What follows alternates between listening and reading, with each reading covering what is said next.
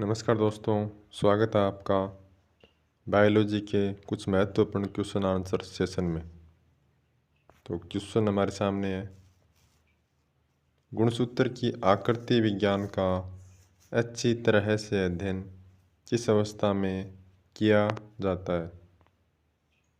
अंतरावस्था में, पूर्वावस्था में, मध्य अवस्था में या जाइगोटिन में? तो इसका राइट आंसर हो जाएगा मध्य अवस्था में।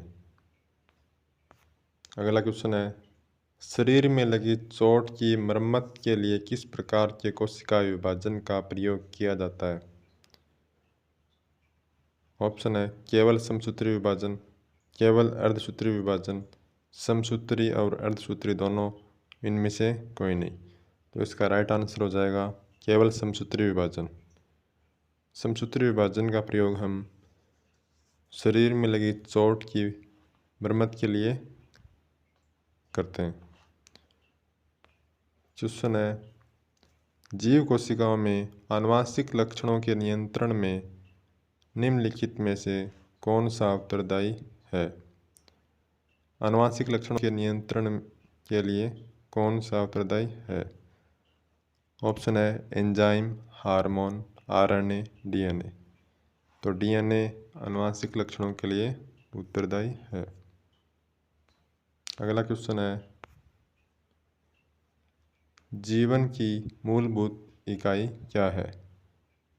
कोशिका, अंग, ऊतक, नाभिक। राइट आंसर है कोशिका। क्वेश्चन है हमारे सामने, कोशिका के बारे में निम्न में से कौन सा कथन सही नहीं है? कोशिकाओं के आकार और माप विशिष्ट कार्य से संबंधित होते हैं, ये सही है। कुछ कोशिकाओं के बदलते आकार होते हैं, ये भी सही है। प्रत्येक कोशिका में निष्पादन की अपनी क्षमता होती है, ये भी सही है। सभी देह ऊतकों में एक ही प्रकार की कोशिकाएं विद्यमान होती हैं, ये गलत बात है। तो इस क्वेश्चन के लिए राइट आंसर हो जाएगा। अगला क्वेश्चन है, निम्न में से कौन सा कोशिकांग पादप कोशिका में पाया जाता है किंतु जंतु कोशिका में नहीं पाया जाता? क्लोरोप्लास्ट। तो क्लोरोप्लास्ट केवल पादप कोशिका में पाया जाता है, जो कि इसका राइट आंसर है। निम्न में से किन कोशिकाओं में नाभिक नहीं होता है? मूल रोम कोशिका, प्लेटलेट, लाल रक्त कोशिका, मोनोसाइट। तो नाभिक लाल रक्त कोशिका में नहीं होता है।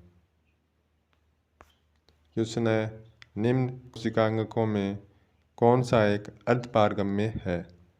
प्लाज्मा झिल्ली, कोशिका झिल्ली, केंद्रक, कोशिका भित्ति। तो कोशिका झिल्ली अर्धपारगम्य होती है।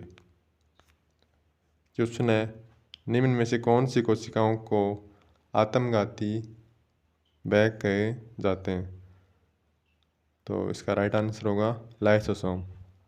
लाइसोसोम को हम कोशिका की आत्मघाती थैली कहते हैं। क्वेश्चन है, 80% से अधिक कोशिका में पाया जाने वाला पदार्थ है? प्रोटीन, चर्बी, खनिज या जल? तो 80% से अधिक कोशिका में जल पाया जाता है। राइट आंसर हो जाएगा जल। अगला क्वेश्चन है, कोशिका का जीवित अंश जीव द्रव्य जिसे प्रोटोप्लाज्म कहते हैं, यह किससे बना होता है? केवल कोशिका द्रव्य से, केवल केंद्रक द्रव्य से, कोशिका द्रव्य और केंद्रक द्रव्य से, कोशिका द्रव्य, केंद्रक द्रव्य और अन्य कोशिकांग से। राइट आंसर होगा कोशिका द्रव्य, केंद्रक द्रव्य और अन्य कोशिकांग से प्रोटोप्लाज्म का निर्माण होता है। क्वेश्चन है, डीएनए की द्विकुंडलिनी संरचना किसके द्वारा दी गई? जैकब तथा मोनोड, वाटसन तथा क्रिक, हरगोविंद खुराना। राइट आंसर होगा वाटसन तथा क्रिक। क्वेश्चन है, डीएनए के एक तंतुगत स्ट्रैंड से आरएनए में आनुवांशिक सूचना के प्रतिरूपण की प्रक्रिया क्या कहती है? स्थानांतरण, प्रतिकृतियन, अनुलेखन, उत्परिवर्तन। राइट आंसर होगा अनुलेखन। आनुवांशिक यूनिट अर्थात जीन होते हैं केंद्रकीय झिल्ली में कोशिका कला में, लाइसोसोम में, गुणसूत्रों में। राइट आंसर होगा गुणसूत्रों में। क्वेश्चन है, सबसे पहले डीएनए को अलग किसने किया था? फ्रेडरिक होपमिस्टर ने, अल्ब्रेक्ट कोसेल ने, फोबस लेवने ने, वाटसन और क्रिक ने। राइट आंसर है फ्रेडरिक होपमिस्टर ने। अगला क्वेश्चन है, राइबोसोम्स होते हैं डीएनए, प्रोटीन, आरएनए। तो राइबोसोम आरएनए होते हैं। अगला क्वेश्चन है, आरएनए का प्राथमिक कार्य होता है प्रकाश संश्लेषण, प्रोटीन संश्लेषण, प्रतिकृति बनाना या अनुवाद करना। तो आरएनए का प्राथमिक कार्य प्रोटीन संश्लेषण होता है।